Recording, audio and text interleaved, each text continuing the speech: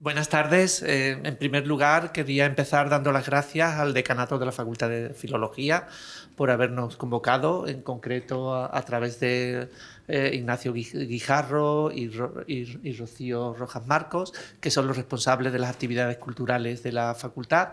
Así que doy las gracias por habernos dado la oportunidad de organizar esta mesa redonda, esta mesa de debate con el título El andaluz a debate.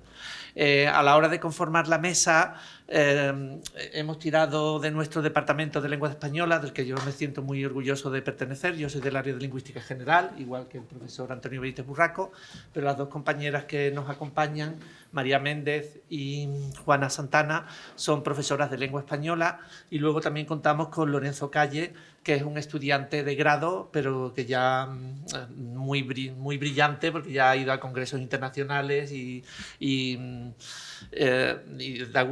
queríamos contar con algún representante del alumnado para participar en este debate y también tener voz. Vamos a dar voz también al público. En principio lo vamos a hacer a través de una aplicación de móvil, ¿vale? Que se llama, si entráis a través de vuestro móvil o en el ordenador en sli.2 y metéis este código, ahí os saldrá un lugar donde podéis escribir, hacer preguntas. Veréis que algunas estudiantes mías norteamericanas despistadas han mandado ya algunas preguntas. Yo las animé, pero podéis, si apoyáis alguna de las preguntas, las podéis apoyar de lo que vaya surgiendo aquí o de cualquier tema relacionado con las variedades de habla andaluza, pues podéis plantear lo que sea. Si alguien no tiene medios de hacer eso y no quiere hablar en público, nos lo puede mandar también en un papelito, ¿vale? Esto es una manera de hacer que la gente que normalmente no habla con tanta gente se anime a participar.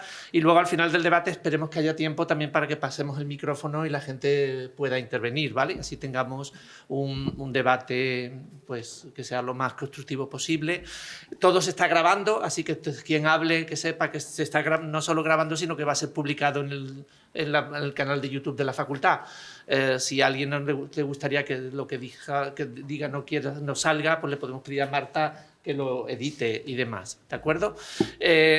Pues yo no voy a hablar mucho más porque quiero dar la palabra a las personas que van a intervenir.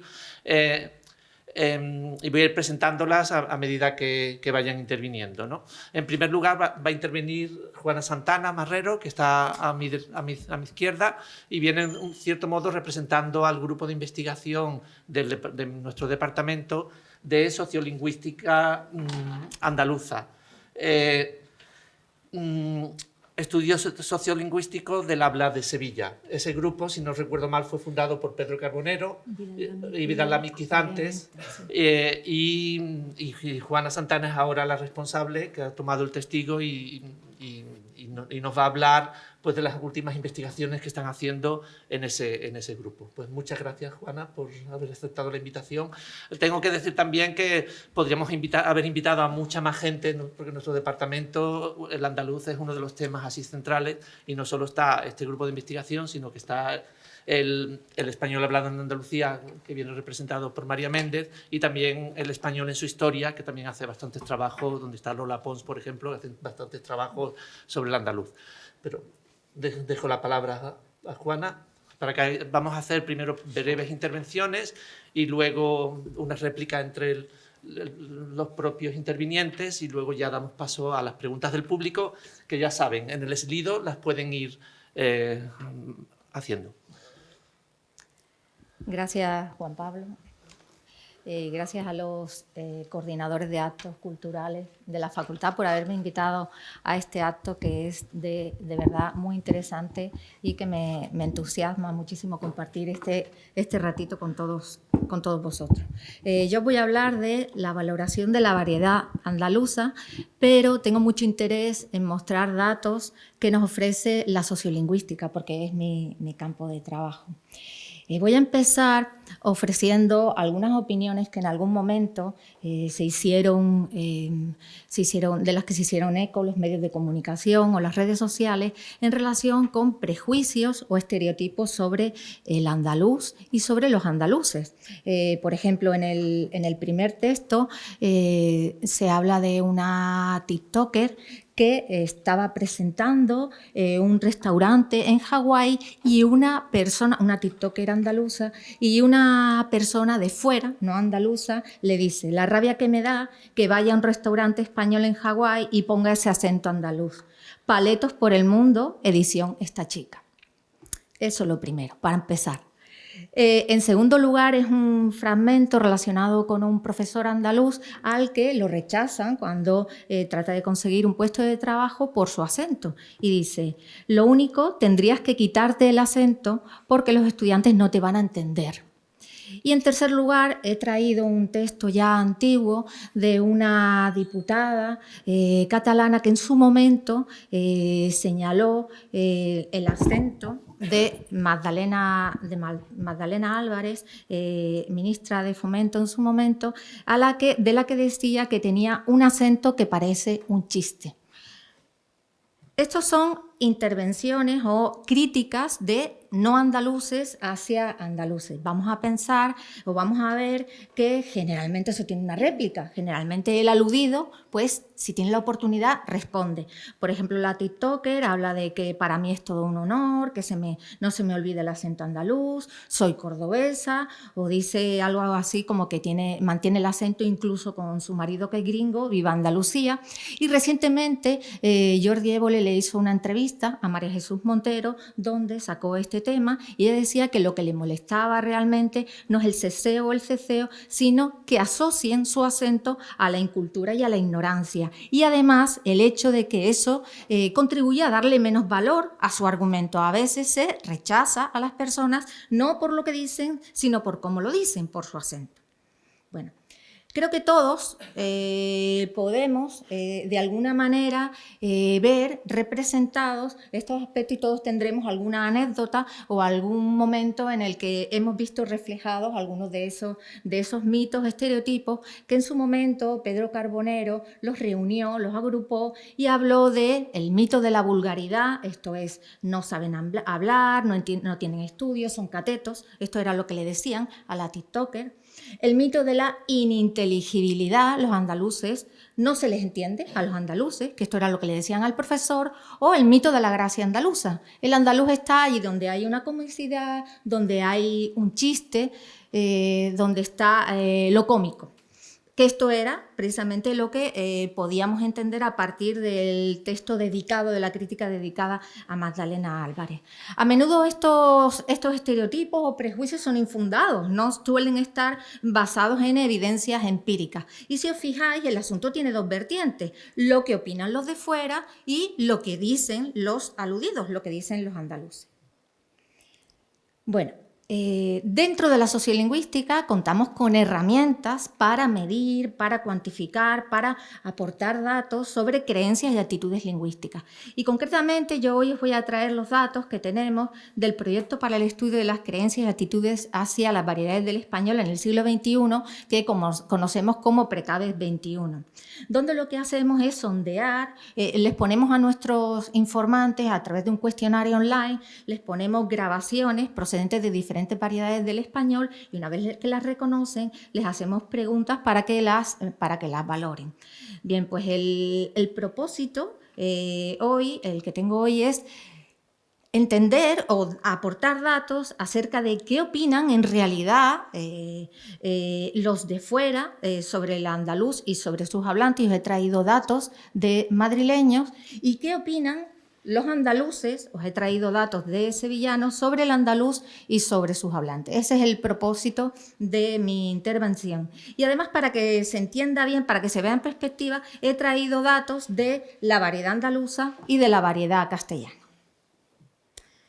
No se asusten con los gráficos, voy a explicarlos para que se puedan entender. He colocado los datos de madrileños a la izquierda y de los sevillanos a la derecha y siempre la variedad andaluza, la valoración de la variedad andaluza aparece en verde y de la variedad castellana aparece en azul. Bueno, dos de los aspectos que se preguntan en el cuestionario de Precabez 21 son la urbanidad y la claridad.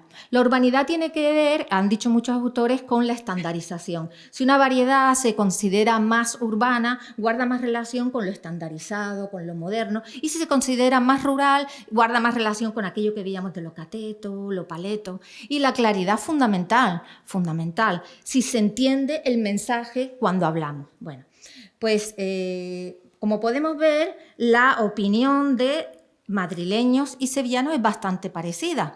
Consideran que la variedad andaluza es menos urbana que la variedad castellana y la variedad andaluza es menos clara que la variedad castellana. Lo mismo opinan los madrileños, prácticamente lo mismo que los sevillanos.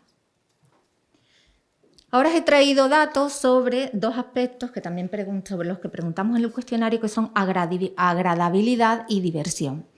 Si una variedad nos resulta o no nos resulta agradable. Bueno, podemos ver cómo los datos son, una vez más, muy parecidos en madrileños y sevillanos. Para los dos, las dos variedades son prácticamente muy agradables, para los sevillanos algo más, la variedad andaluza, la variedad propia, pero me gustaría que nos fijáramos en la diversión, si la variedad es más o menos divertida. Y vemos cómo aquí es la primera vez que la variedad andaluza se valora más positivamente, pero no solamente lo hacen los madrileños, sino también los andaluces. Consideran que la variedad andaluza es más divertida, la castellana más seria, y aquí vemos lo mismo. Esto guarda relación con el mito de la gracia andaluza, es lo que está en el fondo latente. Y en las diapositivas, en los rasgos anteriores, eran el mito de la vulgaridad y el mito de la ininteligibilidad, lo que estaba latente. También les preguntamos a los informantes de forma indirecta sobre las variedades, pero a partir del estatus de sus hablantes. Esto es, la persona que está hablando considera que tiene un trabajo más o menos cualificado, que tiene un nivel de ingresos más o menos alto o que tiene un nivel de estudios más o menos avanzado.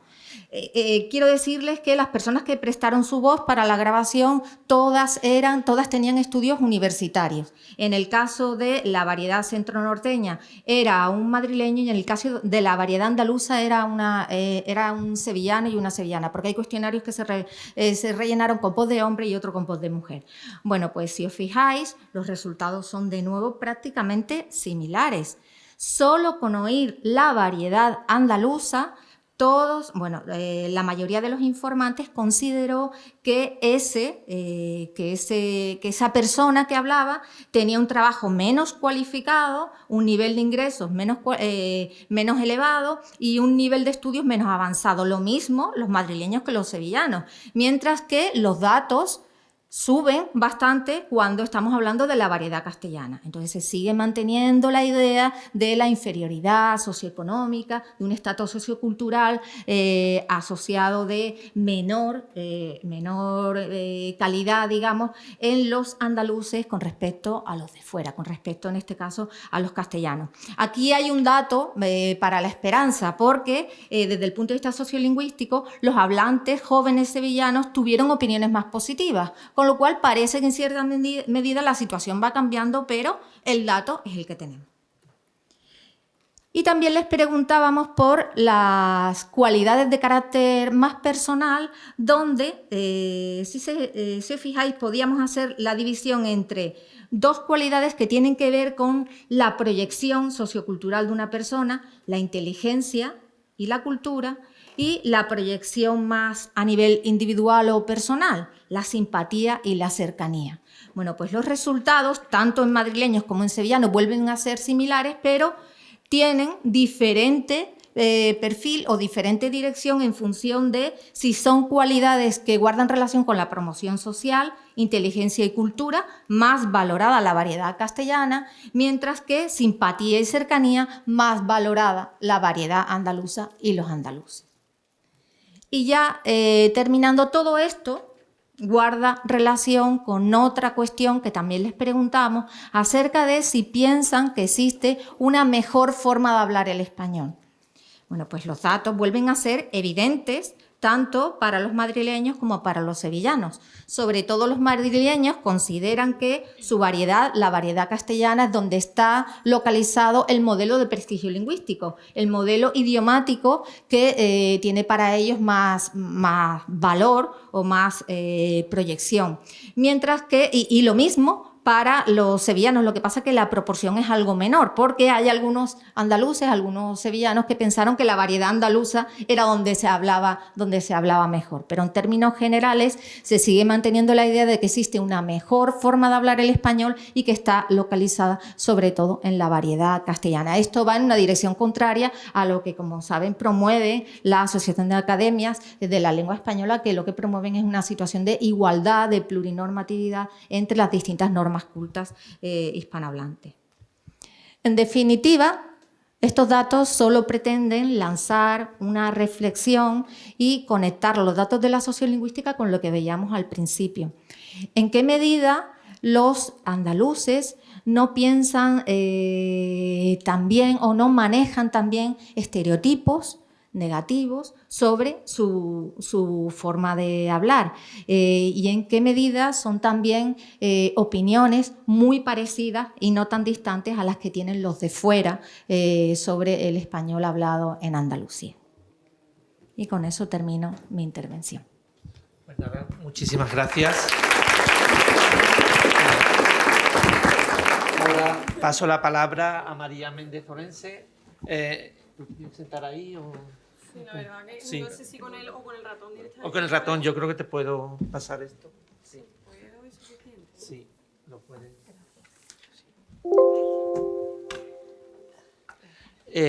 María Méndez es miembro del grupo de investigación El español hablado en Andalucía, estudios históricos de análisis del discurso. Ese grupo de investigación, ahora mismo la responsable es Marta Fernández Alcaide.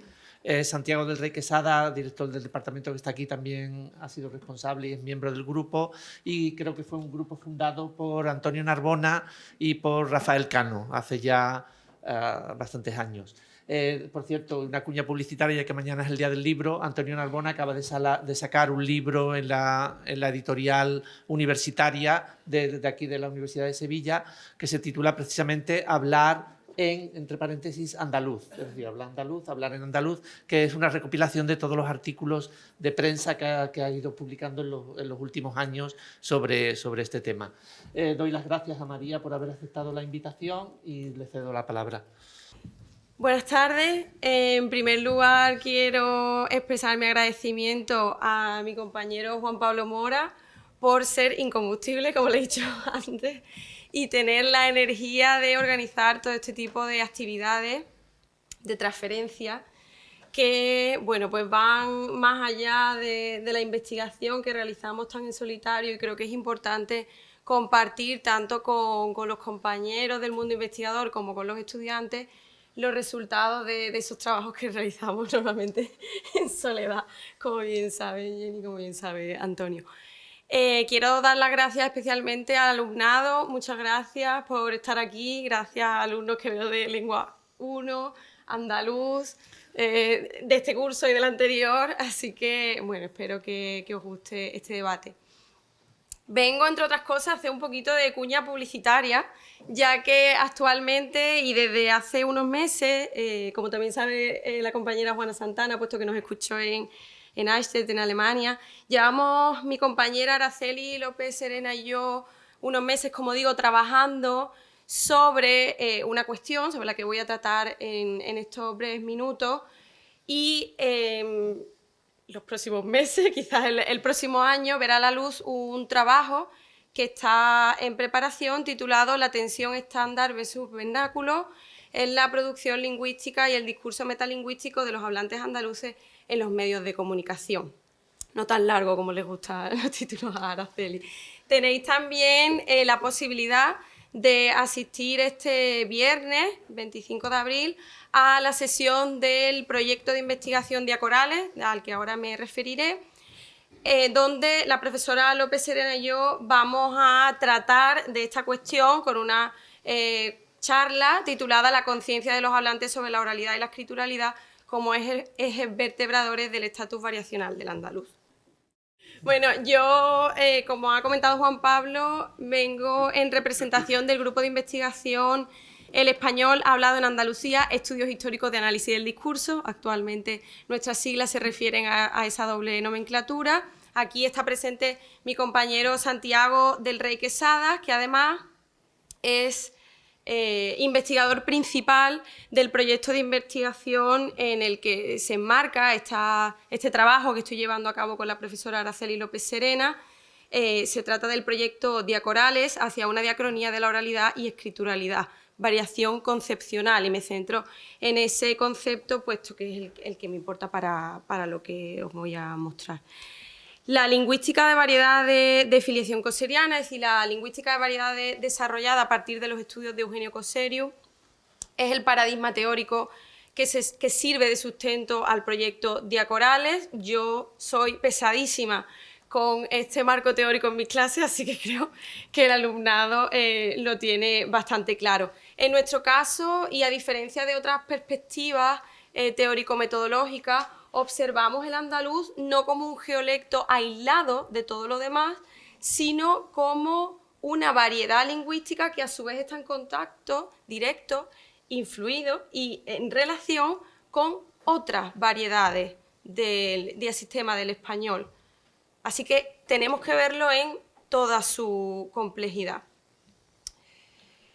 Para ir al grano, os quiero comentar qué es lo que estamos haciendo exactamente mi compañera Araceli López Serena y yo. En la línea de lo que comentaba previamente nuestra compañera Juana Santana, estamos indagando, estamos analizando el discurso metalingüístico de hablantes andaluces, pero no a través de entrevistas que nosotras hayamos realizado, sino analizando un programa de radio que se llama Ser Andaluces. No sé si alguno de los que estáis por aquí lo conocéis. Es una sección integrada en La Ventana Andalucía de la cadena Ser y bueno, pues es un programa en el que dos personalidades de la sociedad andaluza, de muchas áreas sociales, de muchos ámbitos profesionales, dialogan, conversan sobre aspectos relevantes para la sociedad andaluza, economía, política, sociedad en general, y a veces de manera esporádica, tengo que decir que no es muy habitual, sale el tema del habla andaluza y sale el tema del andaluz. Entonces, nos interesaba ver qué es lo que dicen estos entrevistados sobre el andaluz en sus intervenciones. Por supuesto, creo que esto es bastante evidente, se refieren al andaluz normalmente como acento. Cuando se refieren al andaluz lo llaman acento y en todo caso lo llaman pronunciación o deje. Y a veces habla o hablas, a veces también aparece esa denominación. No sé si puedo ir para atrás. Sí, vale. Lo que nosotras queremos comprobar es qué es lo que se observa en los comentarios de estos entrevistados, en los comentarios metalingüísticos de estos entrevistados.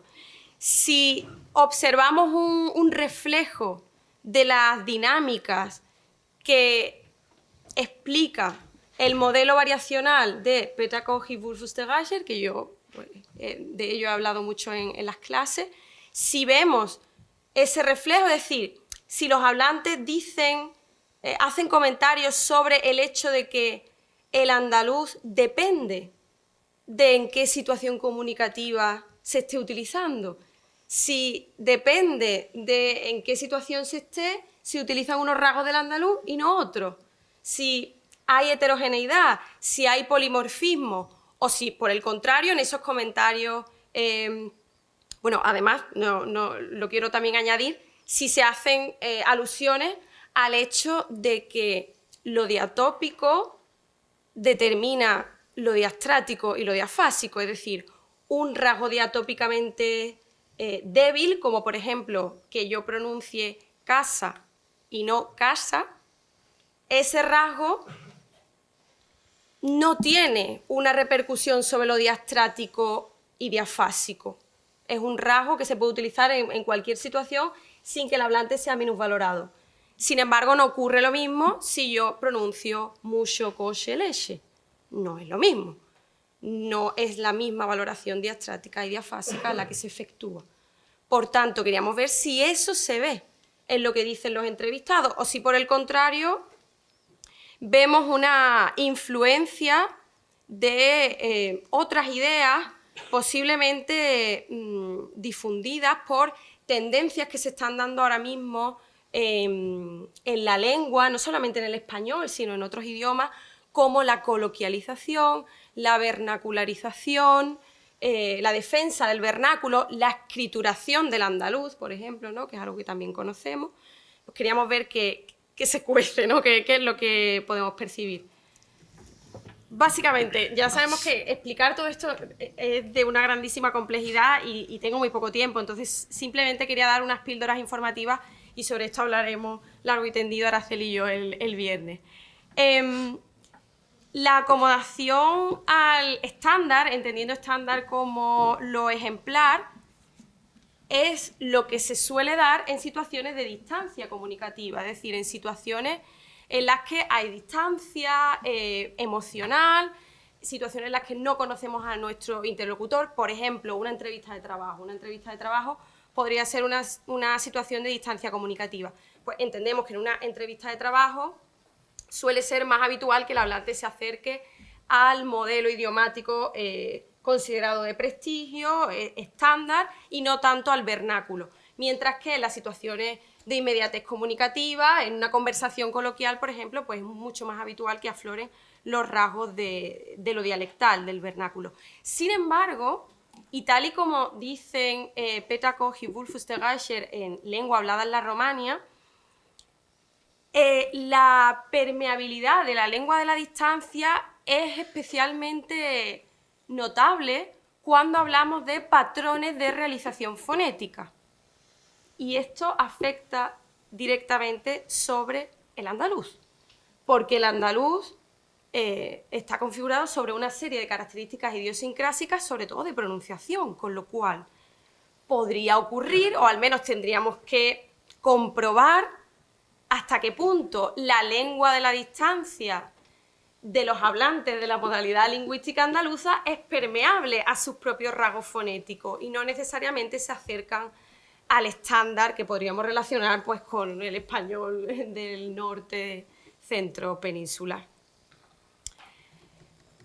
Esto cambia a lo largo del tiempo, es decir, el hecho de que, lo que acabo de comentar, el hecho de que un rasgo como la fricatización de che, leche, mucho, coche, tenga una marca diastráticamente baja, eso es algo que está sujeto a un potencial cambio a lo largo del tiempo, no es algo inamovible. Por tanto, pues es algo que desde luego, es algo a lo que hay que estar atentos.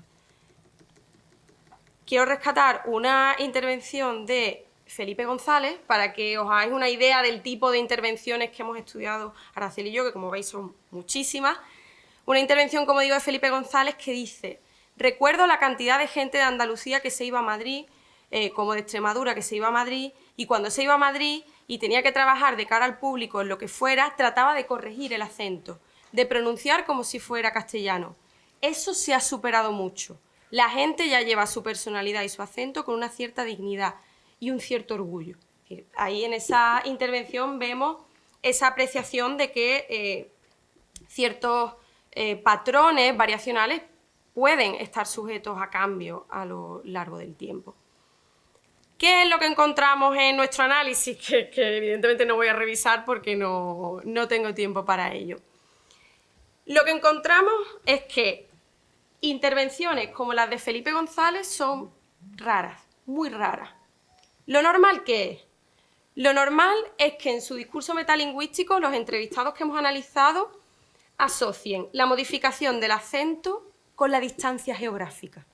Nada de distancia comunicativa, nada de depende de si yo estoy en una entrevista de trabajo o estoy tomando una cerveza con mis amigos, empleo más unos rasgos que otros, no. La clave para ellos está en la distancia geográfica, más allá de Despeñaperro, más acá de Despeñaperro, además tal cual utilizan esa nomenclatura, ¿no? Ese sería el parámetro que sería predictor de si va a haber más rasgos diatópicamente marcados o menos. Segundo, hay una tendencia metalingüística, ahora digo por qué digo eso, a rechazar la adaptación al estándar, considerando no el uso del andaluz, sino lo contrario, la adaptación al estándar como lo cateto, lo vergonzoso, y defendiendo el uso del geolecto andaluz como seña de identidad monolítica e irrenunciable, porque si no es una tradición, ¿no? De esto también ha hablado el profesor Santiago del Rey Quesada. Este posicionamiento parece ser una reacción de autoafirmación frente al menosprecio hacia el andaluz del que se quejan los entrevistados constantemente, ¿no? Pues las intervenciones son muy parecidas a las que ha mostrado al principio la profesora Juana Santana. Y sobre todo se hacen muchos comentarios en los que se indica que esa estigmatización que afecta al andaluz no afecta a otras variedades del español, ¿no? Como al español hablado en Cataluña o al español hablado en otras comunidades. Hay, por último, una tendencia, y aquí es donde cuento lo que antes no he dicho. Muchos de los entrevistados a los que hemos analizado también los hemos escuchado. ¿Y qué es lo que ocurre al escucharlo? Que van hacia el estándar, a pesar de que metalingüísticamente están defendiendo lo contrario. No sé si me estáis siguiendo. Se observa, por tanto, una doble tendencia simultánea. Por un lado, la nivelación de la que lleva hablando pues, durante muchos años el profesor Antonio Narbona, la nivelación efectiva de las variedades andaluzas y de la que también hablan los compañeros de la Universidad de Málaga y de la Universidad de Granada. Y por otro lado, un discurso, disculpen la errata, epilingüístico, sería discurso metalingüístico pero no especializado, con falta de conciencia, de vernacularización, es decir, de defensa del dialecto, de defensa del vernáculo, que reivindica el uso de esos rasgos dialectales incluso en la distancia comunicativa. Entonces hay una contradicción. Esa contradicción que yo le proponía a Juan Pablo entre el demos y el ethos, es decir, el rechazo al estándar, es decir, el discurso metalingüístico es de rechazo al estándar, pero la actuación lingüística real es de acercamiento al estándar. Por tanto, me pregunto yo, ¿es el rechazo al estándar más simbólico que práctico? Y he escogido esta imagen de esta noticia que apareció en diciembre del pasado año sobre una iniciativa que ha tenido la Junta de Andalucía para la defensa de las hablas andaluzas. Me planteo, ¿es el rechazo al estándar más simbólico que práctico? Me planteo también, porque yo quiero salvar a los entrevistados más de lo que lo quiere salvar Araceli, creo yo. ¿Se está defendiendo quizá el mantenimiento de los rasgos diatópicos, de los rasgos del andaluz, en la inmediatez comunicativa y no tanto en la distancia? Se está defendiendo, por último, la estandarización, y no me voy a meter aquí, pero bueno, aludo a ti, Yago, solo de los rasgos diatópicamente débiles. Es decir, a lo mejor no es una contradicción, a lo mejor es que lo que están intentando defender estas personas que defienden el andaluz y que luego no dicen mucho, coche, leche, pero sí dicen casa y no casa, o gente y no gente, a lo mejor lo que están defendiendo es el uso de esos rasgos diatópicamente débiles que a su juicio no deberían ser estigmatizados. Y ahí lo dejo, porque yo no lo sé, no tengo la respuesta.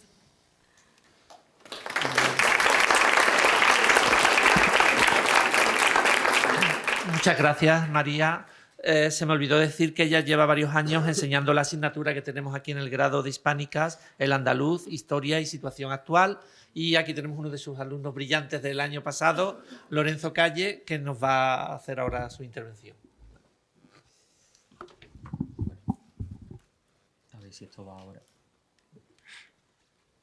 Vale, bueno, yo en primer lugar quiero agradecer, como no podría ser de otra manera, a los al organizador de este debate, el moderador Juan Pablo Mora, también a nuestros compañeros y a todos los asistentes que habéis, no sé si se me escucha bien cerca o si me acerco más o algo, y a todos los asistentes. Y bueno, creo que ya Juan y María han sentado las bases para un debate bastante fructífero de las hablas andaluzas y sobre la complejidad que tienen este tipo de estudios. Y bueno, mi trayectoria está únicamente en los inicios y vengo a presentar unos estudios que he realizado en el seno de algunas asignaturas o de algún proyecto de alumno interno que he realizado también con el profesor Santiago del Rey. Y quiero resaltar que aunque la trayectoria esté en los inicios, pues bueno, creo que es un reflejo claro de que estos estudios realmente son necesarios, son relevantes para las nuevas generaciones y vengo también a animar a otros alumnos a que se animen a hacer este tipo de estudios que son verdaderamente importantes y pueden servir bastante para la difusión de las ideas sobre las hablas andaluzas, ¿no? Lo primero que vengo a presentar es el andaluz en los carnavales de Cádiz. Vengo a identificar esos mitos y estereotipos y la identidad lingüística en un contexto cultural muy específico como son los carnavales de Cádiz. He de decir que este trabajo pues, no lo he llevado a cabo únicamente yo, se realizó en el seno de la asignatura El Andaluz con la profesora María Méndez y también participaron Claudia Cebrián, Carmen Díaz y Rocío Molina. Para aquellos que no estén familiarizados, lo primero que tengo que decir es qué son los carnavales de Cádiz. Bueno, los carnavales de Cádiz es una festividad que se celebra de forma anual, como su propio nombre indica, en Cádiz, aunque también hay carnavales en Málaga y en otras zonas de Andalucía principalmente. Digo Andalucía porque son los que son del mismo tipo. Es verdad que hay carnavales en Canarias, por ejemplo, pero especialmente me han interesado los de Andalucía porque son los que conocíamos los personajes, los integrantes del grupo, y porque lo entendemos como una fuente de difusión de las ideas del pueblo. Esto no solamente lo digo yo o lo decimos los aficionados al carnaval, lo dicen también dos de sus autores más representativos. En primer lugar, pues en la comparsa de los mafiosos lo decía Juan Carlos Aragón, que era un filósofo que decía que el carnaval es del pueblo, y en segundo lugar, pues también lo decía en la comparsa de los currelantes en 2011, Jesús Bienvenido, que era músico. Pero lo que nos interesa es que los autores que vamos a estudiar no son realmente filósofos, músicos o filólogos y no tienen, por tanto, una verdadera formación lingüística ni conocen o tienen por qué conocer la literatura, sino que los autores que vamos a trabajar y que se han analizado son personas normales del pueblo. Por eso digo que el andaluz es la voz del pueblo. No solamente analizamos a los autores, sino también a los componentes que cantan en grupos esas coplas, ¿no? Lo que nos dedicábamos a hacer fue un corpus de pasodobles, en un primer lugar. Y es que nos dimos cuenta que los pasodobles son una especie de canción de unos 2 minutos en los que, con ironía, sátira y humor, pues se introduce la crítica social del año anterior. Y recuerdo que uno de los pasodobles que hemos incluido es precisamente sobre esa crítica al andaluz que hacía en Montserrat Negrera, si no me equivoco, en 2009. Pues en 2010, justamente el siguiente año, creo que unos meses después, se le hizo un pasodoble criticando esa identificación del andaluz con lo que es cateto, lo que es vulgar o menospreciando el andaluz. Pues lo que nos interesa es que las cosas que ocurren el año anterior, en febrero de ese año en los carnavales de Cádiz, aparecen de nuevo con coplas y con literatura que hace referencia a eso. Pero no solamente nos quedamos en el corpus de pasodobles, que además sigo ampliando y que tiene ya unos 40 vídeos prácticamente, sino que también nos interesó conocer qué decía la gente sobre esos pasodobles. Es decir, nos dimos cuenta, y aquí tengo un ejemplo claro, que estos pasodobles sirven casi que como armas arrojadizas para aquellos que se atrevan, digamos, a catalogar de alguna manera el andaluz. Aquí, en un contexto aparte, Arturo Pérez, que no voy a explicar porque se me iría ya mucho tiempo, Arturo Pérez Reverte hace una asociación de lo andaluz con la vulgaridad y la bajonería, y este usuario de la red social X, pues lo que menciona son los 4 primeros versos de uno de los pasodobles, que realmente no tendría ningún sentido, puesto que en el contexto no tiene ningún sentido. Lo único que hace es criticar a esa identificación de lo andaluz con la vulgaridad mediante este pasodoble. Entonces, dándonos cuenta de que los pasodobles no solamente sirve al que los escribe para mostrar su orgullo o su identificación de hablar andaluz y su identidad lingüística, sino que también sirve a los aficionados al carnaval para identificarse, para lanzarlo en contra de cualquier persona o a favor de cualquier persona.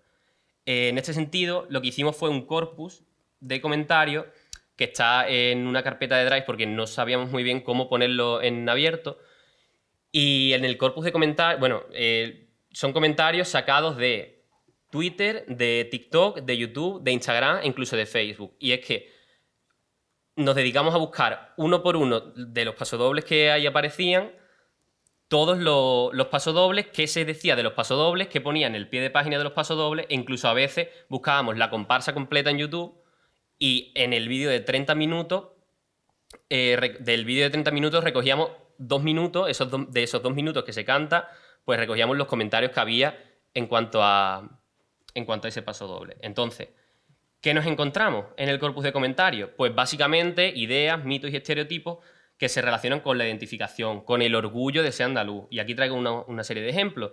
Este usuario pues dice, claro que sí, picha, orgulloso de nuestra tierra y de nuestro acento, más arte que en ningún lado. Orgullosa de mi acento gaditano, donde no hay academias que enseñen tan bello a hablar. No todos tienen esta gran suerte. Viva mi Cádiz.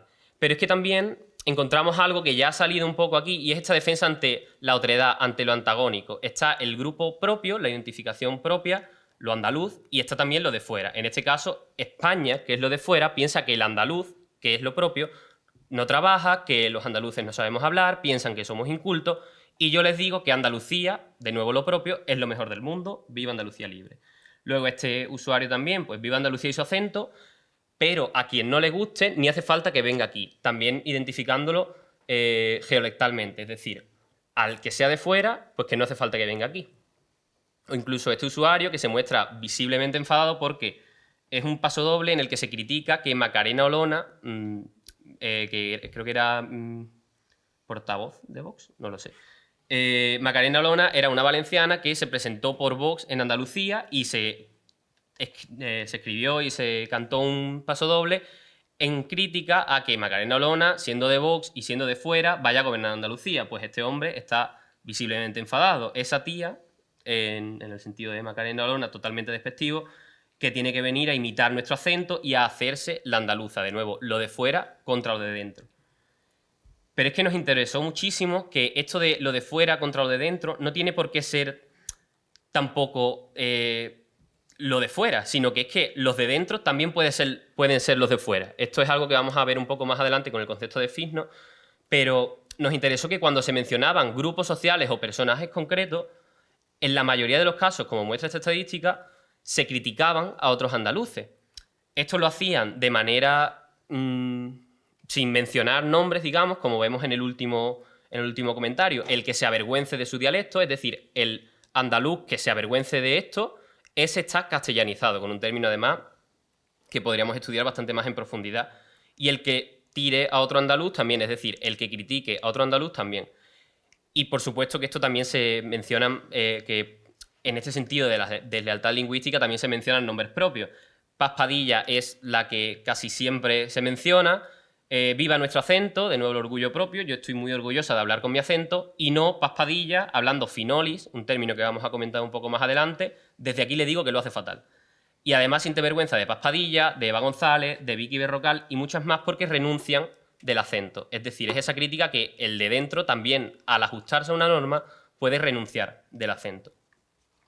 Y esto nos interesa porque ya saliendo un poco de los carnavales de Cádiz y yendo un poco también en consonancia a lo que decía María Méndez antes, la tensión en el ajuste a una norma hace que las personas sientan que fallan a su identidad si utilizan formas que prototípicamente se han considerado no marcadas. Es decir, aquí tenemos a un personaje público que es Werly, que dice que cuando pronuncia las S, y utilizando este meme, pues siente que le ha fallado a Andalucía, o incluso cuando pronuncia las S, pero cuando se lo está diciendo al correo del móvil, no sé si se lee bien, creo que sí. Entonces, esto nos hace ver que la norma, digamos, el ideal, hablar andaluz, es algo realmente irrenunciable. Hay una presión por ajustarse a una norma que es externa y cuando no nos ajustamos sentimos cierta inseguridad. Lo vemos en algo propio, pero también lo vemos en una crítica a otra persona. Y es que este usuario de Twitter menciona a Manolo Gordo, que es un locutor del Llamador, del programa al que menciona, y dice, ¿alguien le podrá enseñar a Manolo a hablar en andaluz en vez de hablar con tantas S tan marcadas? Es decir, no sabe, literalmente sabe, porque le tienen que enseñar a hablar andaluz porque está hablando con S tan marcadas y además va de fisno. Un concepto en el que me voy a acercar un poco más en el origen histórico, porque me parece cuanto menos interesante, y es que, como ya detectaba en un artículo el profesor Santiago del Rey, el concepto finolis históricamente se ha utilizado para describir una variedad que es diastráticamente culta. Lo vemos aquí en dos ejemplos que son paradigmáticos de Benito Pérez Galdós, y es que el lenguaje fino y grave corresponde a un carácter y a una posición social determinada. Es decir, a las personas cultas o incluso las mujeres de pueblo no entienden estos términos tan fisnos. Esa es hipercaracterizadora, de nuevo, que vamos a ver ahora con otra obra ya de principios del siglo XX que he tenido la oportunidad de estudiar. Esta obra, voy a contextualizar un poco, porque si no, no se entiende muy bien el por qué se está realzando cómicamente estas S. Esta obra es una obra de carácter costumbrista, al estilo de los Álvarez Quintero. Se titula El regreso del quinto y es de un autor de Villamanrique de la Condesa, un pueblo ceceante entre las marismas y la campiña sevillana. ¿Ceseante, dicho? Ceceante. Esto es interesante porque va a remarcar la supremacía, digamos, de la S o del seseo sobre el ceceo, pero es que además hay esta supremacía de pronunciar las S sobre no pronunciarlas. Entonces el fenómeno de la S en andaluz, la verdad es que es bastante interesante. De lo que va la obra, el regreso del quinto, como su propio nombre indica, es porque un quinto, para los que no estén tampoco familiarizados, es un militar que se va a hacer el servicio militar fuera de su pueblo. Pues un quinto se va destinado a Sevilla y tiene que regresar. Básicamente la obra va de eso, de sus dos padres, y qué dicen los padres cuando regresa. El quinto es Juan Antonio. Y es interesante porque cuando Juan Antonio entra en escena, hay una nota a pie de página que pone que todas las palabras subrayadas deben pronunciarse afectadas cómicamente realzando las S. Esto está sacado tal cual de la obra. Y es interesante porque están subrayadas, no lo tengo aquí creo en cursiva, pero están subrayadas tanto este tipo de S, que son S prototípicas, S que podríamos esperar perfectamente, pero también están subrayadas otro tipo de S que no esperamos para nada y que son realmente el producto de la hipercaracterización. Es decir, no armito, incluso marca esos rasgos diatópicos, ¿no? No armito réplica. Ya me estás diciendo, ¿quién te ha dicho eso? O inmediatamente, pesnales. Esto da una idea de que la S, la pronunciación de la S, se entiende en esta obra ya desde principios del siglo XX como algo antagónico a la manera de hablar propia y por ello es causa de burla. Y lo que quiero decir con todo esto y esta perspectiva histórica es que hay con este paralelismo histórico lo que quiero decir es que hay una presión y una tensión por ajustarse a la norma ya desde principios del siglo XX. Es algo bastante arraigado en la historia de los hablantes andaluces, que no es para nada nuevo y que es fundamental para entender el debate actual de las hablas andaluzas. Y hasta aquí. Muchísimas gracias, Lorenzo. En último lugar, voy a ceder la palabra a mi compañero de área y también del grupo de investigación, Antonio Benítez Burraco.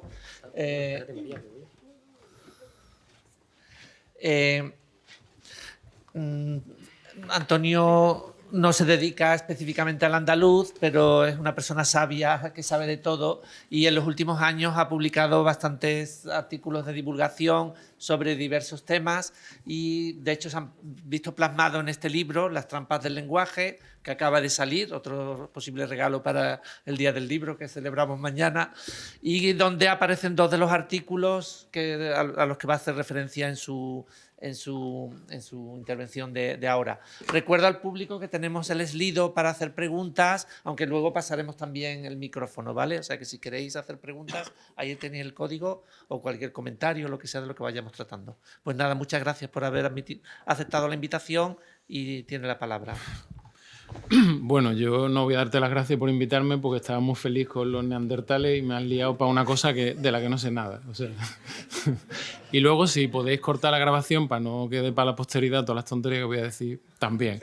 O sea, porque básicamente, ya digo, yo me siento un poco como Marvin el marciano en estas cosas porque las cosas de las que me ocupo fundamentalmente son de tipología, el impacto de factores sociales y políticos, la diversidad de las lenguas, también evolución del lenguaje, o sea que esto me coge bastante lejos, ¿no?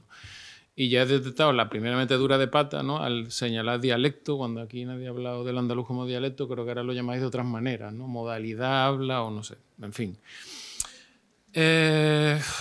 No sé, yo todo lo que he escuchado me ha parecido muy interesante, lo que pasa es que, como digo, me coge un poco de lejos, pero tampoco he oído nada diferente a cosas que yo he podido contar cuando he hablado de sociolingüística o en otras lenguas, ¿no? Y yo creo que sí que hay una serie de cuestiones muy interesantes que reflexionar, pero yo creo que es mejor hacerlo en el debate y con las preguntas, ¿no? Claro, yo, si tuviera que animar a los estudiantes, por eso digo lo de cortar, ¿no? Porque yo animaría a estudiar cosas como las que yo estudio, ¿no? Cosas raras, ¿no? Por ejemplo, cosas de este tipo. Porque, ya digo, a mí me interesa mucho la diversidad desde una perspectiva tipológica, básicamente buscando los límites hasta donde puede llegar el lenguaje humano para entender al final que esa capacidad, ¿no? Que es un enfoque muy funcional, muy tipológico y, ya digo, básicamente lo que, por ejemplo, nos planteamos es hasta qué punto la diversidad fonológica que tienen las lenguas permite cosas como las que veis ahí, ¿no? No sé, ataques silábicos de 7 o 8 consonantes, o sistemas pronominales como este, o marcación de casos donde hay, bueno, es tripartita, este tipo de fenómenos. Entonces, ya digo, el estudio de la variación dialectal me coge un poco lejos porque el tipo de lenguas que estudiamos realmente yo creo que nadie aquí se plantea si habla un dialecto o una lengua. Fundamentalmente porque no existe estándar. Entonces, la mayoría de los sitios la gente tiene una conciencia de que habla como su vecino o no habla como su vecino, pero sin plantearse realmente el estatus de esa variedad. No voy a decir que sea un problema del primer mundo, pero casi. O sea, toda esta cuestión de los dialectos frente al estándar, que yo creo que es muy interesante, pero en cierto modo es un sesgo, ¿no? Yo, en muchos de los artículos que tengo ahí, hablo de ese tipo de sesgo. ¿En qué sentido lo que entendemos del lenguaje no está muy condicionado por el hecho de que hemos estudiado fundamentalmente lenguas indoeuropeas, fundamentalmente la variedad estándar de las lenguas indoeuropeas, fundamentalmente la variedad escrita del estándar, fundamentalmente al hablante culto? Entonces, bueno, ahora hay un interés creciente por estudiar diversidad, pero una diversidad, ya digo, mucho más ambiciosa en ese sentido. Una diversidad cognitiva, una diversidad cultural, una diversidad... Y un poco en ese sentido es en donde yo me muevo, ¿no? Entonces, hoy precisamente, como Juan Pablo me ha explotado por partida doble, pues he estado en su clase hablando del vasco. Entonces, no sé si los alumnos han acabado muy escandalizados o no, pero al final sí hemos entrado en las cuestiones políticas, ¿no? Porque en el fondo, ya digo, para la mayor parte de la gente, la conciencia de si habla un dialecto o una lengua es muy vaga, es muy difusa. Y realmente yo creo que toda la discusión es puramente extralingüística, ¿no? No sé, desde mi perspectiva, hay argumentos perfectamente legítimos para defender que el italiano y el español son dialectos de la misma lengua. Entonces, cuando decimos que no, estamos hablando de otra cosa, ¿no? En fin, es de lo que habla, no sé, Weinreich en su famoso aforismo y lo que diría Puigdemont también. O sea, básicamente él defiende que un dialecto, esto está un poco más modernizado, ¿no? Porque ya no es un ejército lo que uno va buscando, sino eso, agencia tributaria y control de fronteras.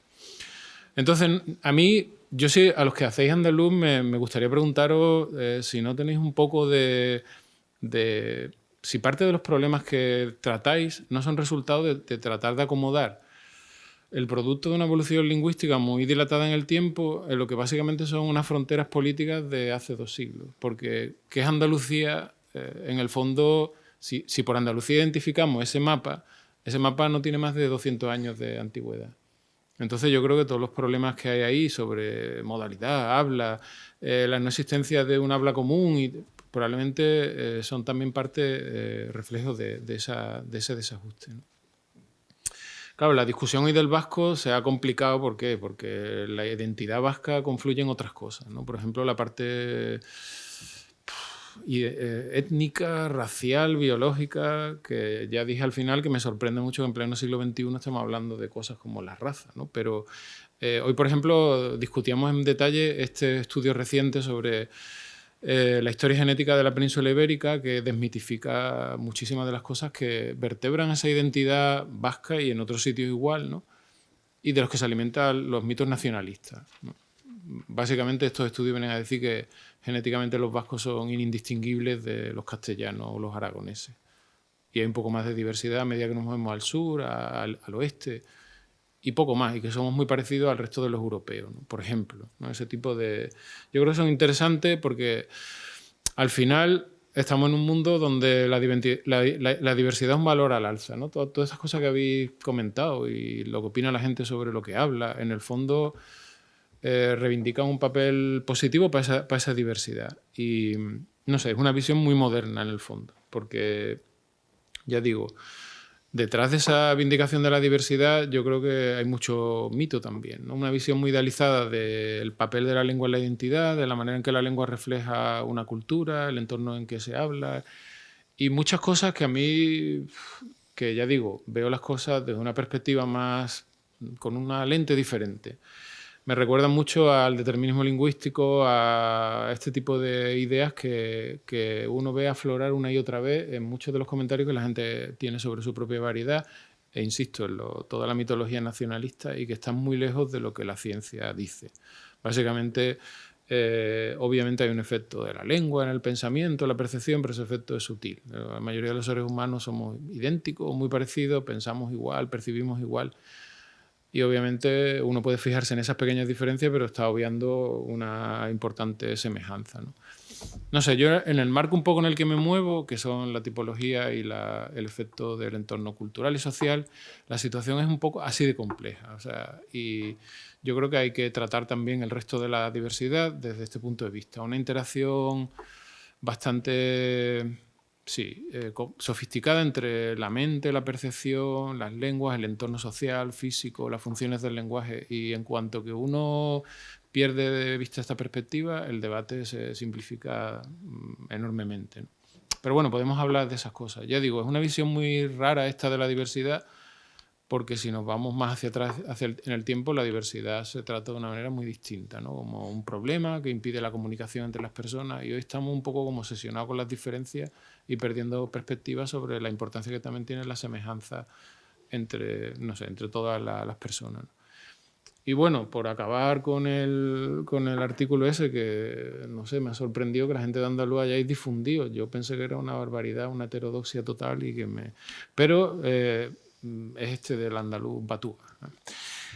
Y bueno, ahí lo único que intento poner de manifiesto es el hecho de que si lo que vamos a una España centrífuga, donde tener más derechos y más privilegios consiste en tener lengua propia, pues lo único que hay que hacer es tenerla. Y realmente es una cuestión de política lingüística. Se crea un estándar, se enseña, que no es muy diferente a lo que se ha hecho con el vasco. O sea, que ya digo, a mí me interesan también esos debates. Yo creo que desde el punto de vista lingüístico el debate es interesante, pero es mucho más interesante la reflexión sobre en qué consiste la identidad, por ejemplo, la identidad andaluza, en qué se basa. Que también hemos hablado de eso, es que en el fondo ya me estoy repitiendo, ¿no? Para los que hayáis sufrido la primera parte, pues está un poco igual. ¿En qué consiste la identidad vasca, la identidad catalana? En un mundo en el que cada vez nos movemos más, somos más cosmopolitas, escuchamos más tipos de música, más. Y si lo pensáis, probablemente no queda reducido a casi nada, porque es andaluz el que no habla andaluz pero ha nacido en Andalucía, es andaluz el que habla andaluz pero ha nacido fuera de Andalucía, es andaluz el que, no sé, no sabe bailar, yo no sé bailar sevillana, soy andaluz, ese tipo de cuestiones. Entonces, no sé, yo no tengo mucho más que decir. Yo creo que es más interesante ver lo que opina la gente, el debate, las preguntas. En el cuerpo a cuerpo se me da mejor. Pues vale, con ese desafío, yo creo que como nos quedan solo 25, 20 minutos o así, vamos a dar el paso al público, ¿no? Que intervenga y haga preguntas de las intervenciones que hemos escuchado hasta ahora. ¿Os parece bien, no? Tenemos un micro a la gente. Pues venga, ¿quién se anima a coger el micro? Ah, Rocío, muchas gracias.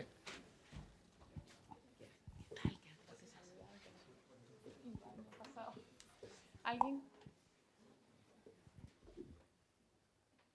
¿No?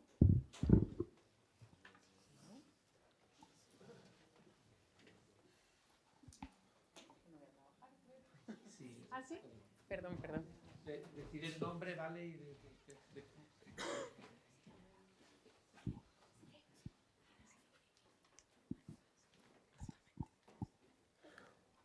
Hola, ¿se me escucha? Hola, soy Edu y yo básicamente siempre tengo una pregunta, que es que yo trabajo de cara al público con gente extranjera y gente de todas partes de España, en el turismo. Y yo cuando trato con los extranjeros o con la gente que es de fuera de Andalucía, siempre hago lo que se ha dicho al principio, lo que ha dicho María, de esa, ¿cómo lo ha llamado? Asimilación. La nivelación, sí.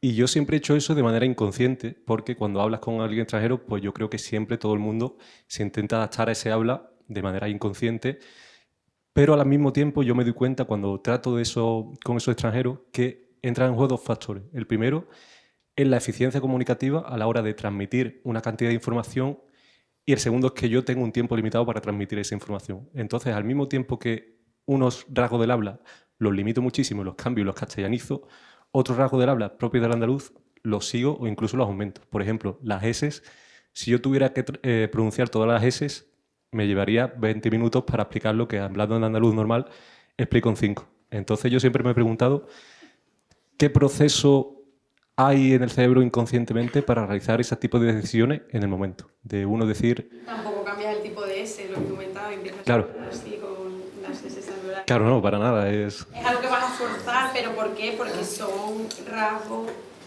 diatópicamente débiles, en concreto el de la aspiración o pérdida de la S en posición sí. Pero prefiero que conteste.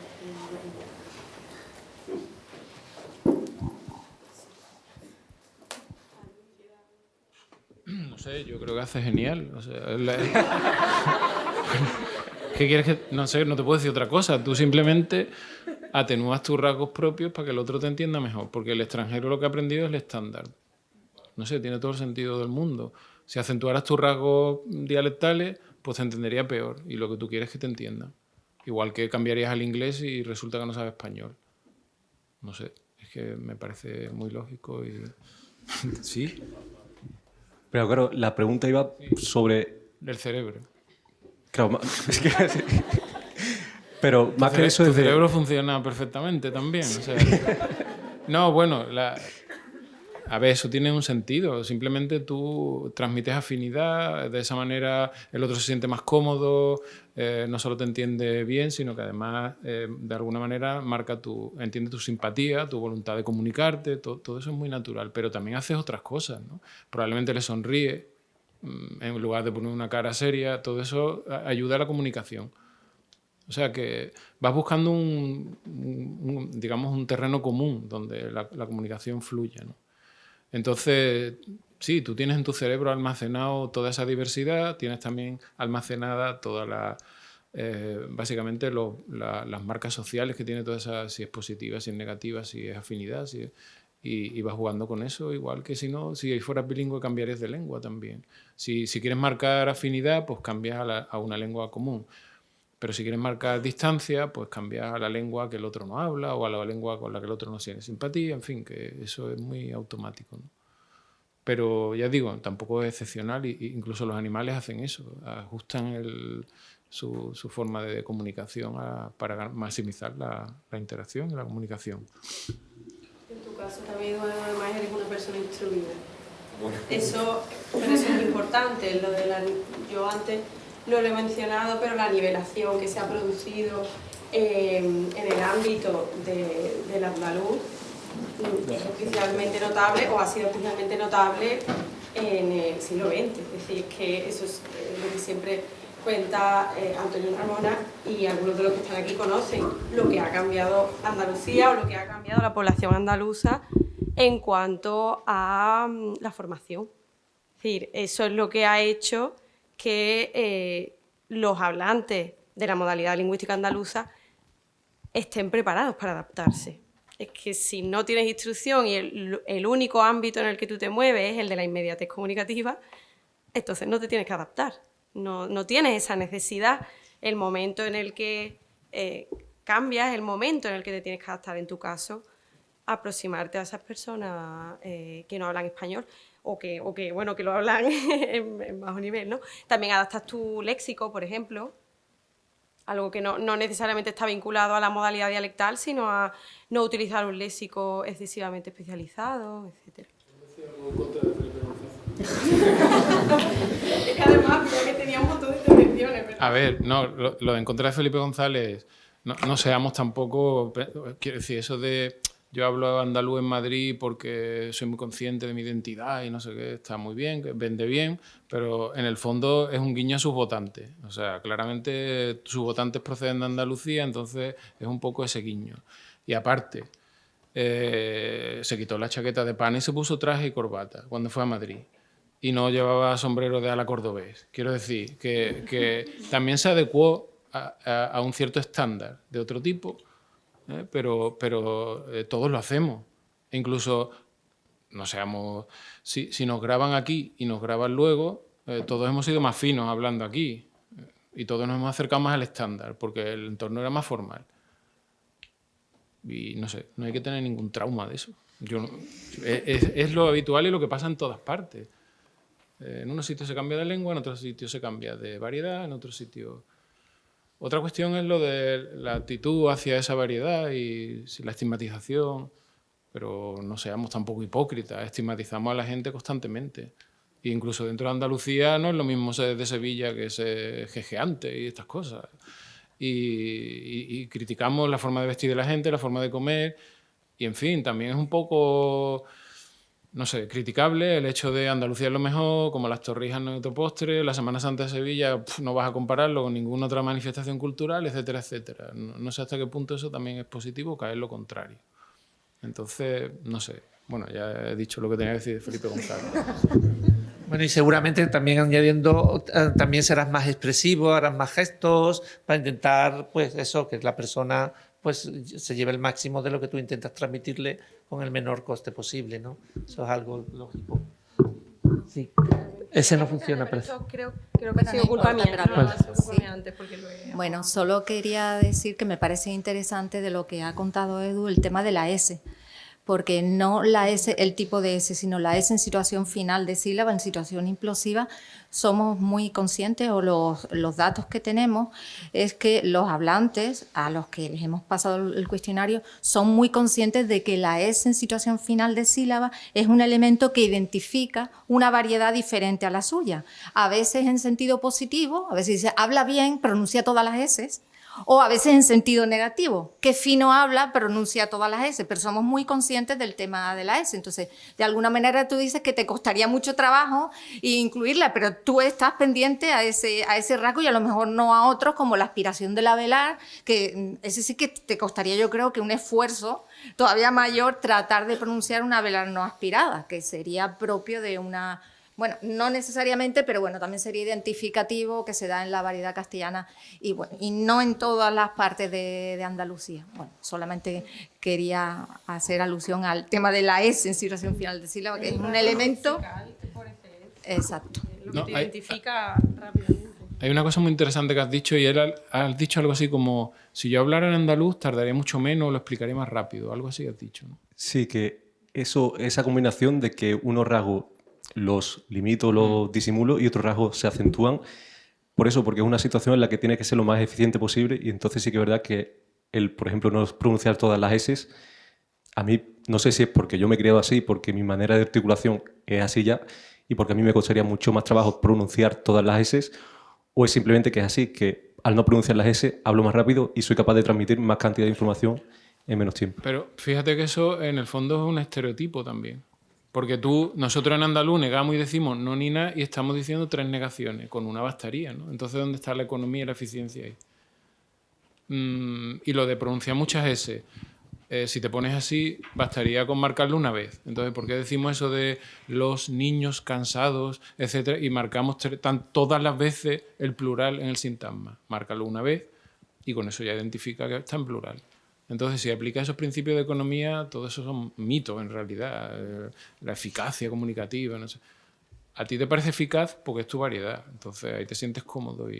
Pero que si analizas todas estas cosas, la gente básicamente lo que tiene son ideas muy preconcebidas y estereotipadas sobre esas cosas.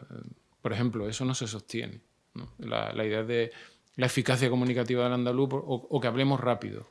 Hay lenguas que se hablan mucho más rápido, si lo que están midiendo son fonos por segundo, y lenguas que se hablan mucho más lento. Pero eso todo está compensado, porque luego resulta que hay más complejidad en otro ámbito, con lo cual la cantidad de información que transmites por segundo es la misma en todas las lenguas. Solo que cada lengua economiza o maximiza o de una parte distinta. O sea que, ya te digo, eso hay que viajar, ¿no? Y ver muchas lenguas.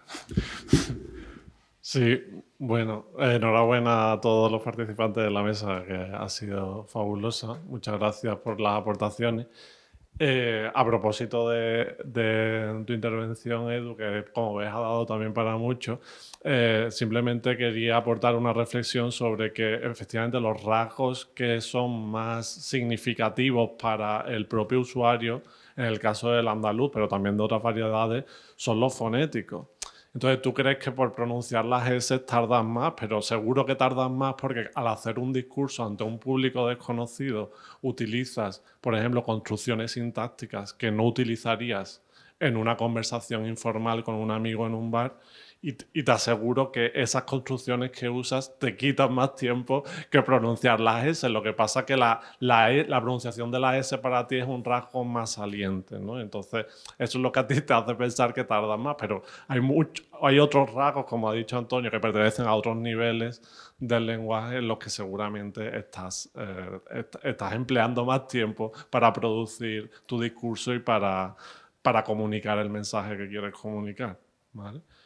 Y bueno, también por matizar una cosa que ha dicho Antonio en su presentación que me ha gustado mucho, porque al final, como él dice las cosas así, ¿no? Y bueno, pues efectivamente hace sencillo lo que es complejo y realmente cuando te escucho me parece que los argumentos son más fáciles de lo que muchas veces pensamos. Claro, cuando hablabas de lo del andaluz batúa, muchas veces pues bastaría con proponer un estándar, ¿no? Pero claro, lo fundamental, lo que yo creo que hay que pensar es que para proponer un estándar o para fomentarlo, de alguna manera concebirlo siquiera, lo principal es que la sociedad lo reclame. Y claro, eso no pasa en el caso del andaluz. Sí pasó en el caso de la sociedad vasca, bueno, ha pasado en el caso de otras lenguas nacionales, ¿no? Y no pasa en el caso del andaluz. De ahí todo el revuelo que se montó con lo de la escritura del andaluz de Juan Porra y que nadie se sentía identificado, ¿no? con ese andaluz. ¿Por qué? Porque es que la sociedad no está reclamando ese paso, ¿no? De una variedad geográfica a una lengua distinta. No es un sentimiento. Desde luego hay una identidad, pero eso no lleva aparejada la reclamación de un sistema lingüístico propio, digamos, ¿no? Pero en los datos que ha presentado, es que no sé si eras tú o resaltasteis que entre los jóvenes hay como más sentimiento de identidad positiva hacia los rasgos andaluces. Pero bueno, es que eso básicamente es porque la gente se ha dado cuenta de que lo identitario vende y funciona. Porque lo que están viendo es que en otras partes de España, cuanto más fomentas la identidad, más beneficios consigue. Entonces, todavía no hemos dado ese paso, pero es un paso lógico, porque si vamos hacia una España centrífuga, pues entonces realmente interesa potenciar al máximo la identidad. Porque, ya digo, o sea, ¿qué argumentos hay, por ejemplo, para mantener los fueros vascos el concierto? Si son argumentos identitarios, yo puedo construir una identidad tan potente o más que la vasca. Si son argumentos históricos, entonces realmente pretendemos mantener privilegios medievales en el siglo XXI. Entonces, ¿cuál es la razón? No, quiero decir, es que desde un punto de vista puramente lógico, que es lo que al final estamos discutiendo, ¿no? Porque la identidad es una cosa que se construye, muy subjetiva, pero ¿cuál es la razón? O sea, ¿cuál es la razón de la España simétrica? Y al final todo esto va un poco de eso, ¿no? De si tienes lengua eres de primera, entonces tienes más privilegios que si no. Pues por eso. Es que no le veo más recorrido a la discusión. Luego están los detalles, efectivamente, ¿no? Pero ya te digo, incluso eso se puede construir. O sea, una actitud positiva hacia el batúa o el estándar se construye.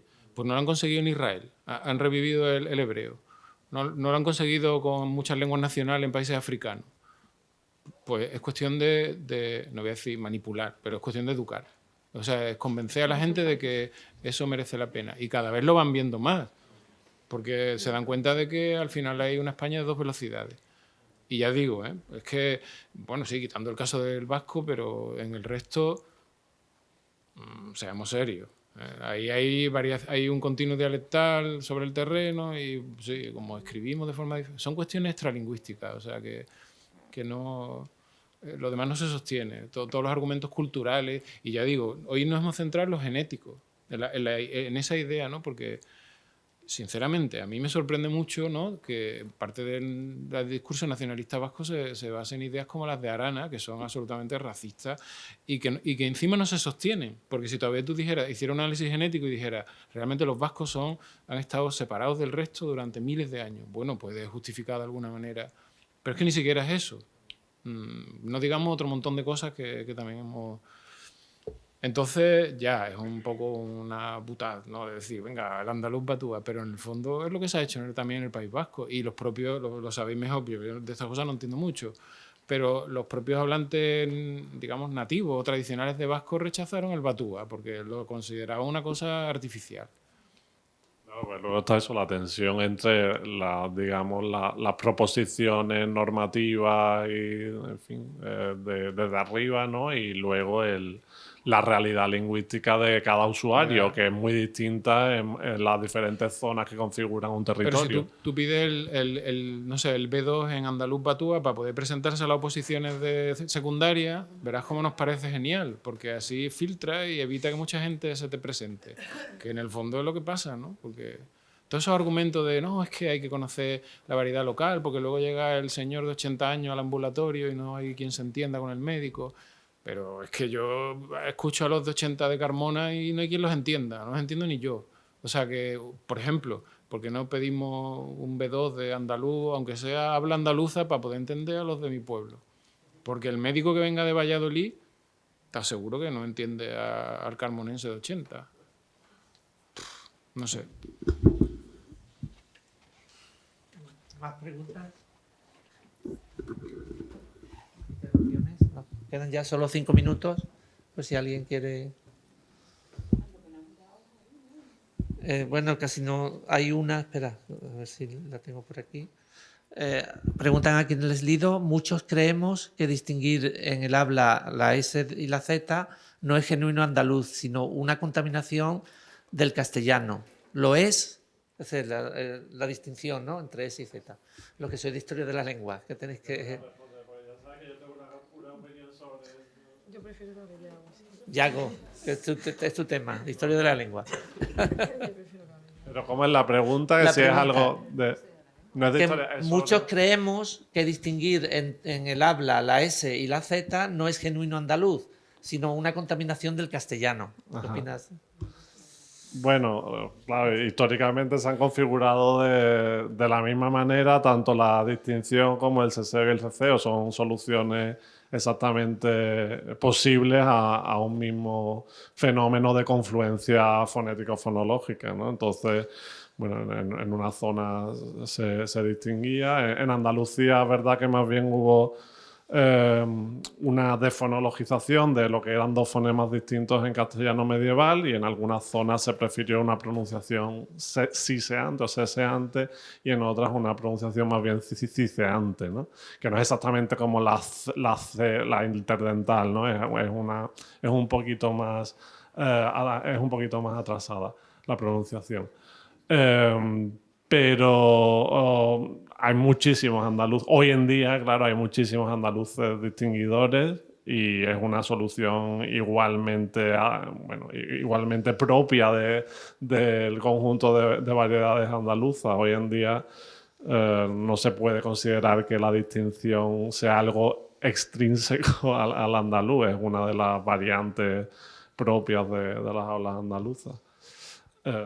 ¿Pero crees que ha sido algo impuesto desde fuera, como parece implicar la pregunta? ¿O ha sido... No, para nada. O sea, realmente como también ha dicho Antonio, hay un continuum dialectal. Es verdad que es posible que en los últimos años, y debido a la alfabetización masiva de muchos andaluces, de la mayoría de los andaluces, pues se haya de alguna manera favorecido esa variante que existía como posibilidad de pronunciación en las hablas andaluzas, pero no es una imposición de ninguna manera. Bueno, de todas formas, ya saben que mi postura es que lo que hablamos en Andalucía es español, entonces yo parto de esa base.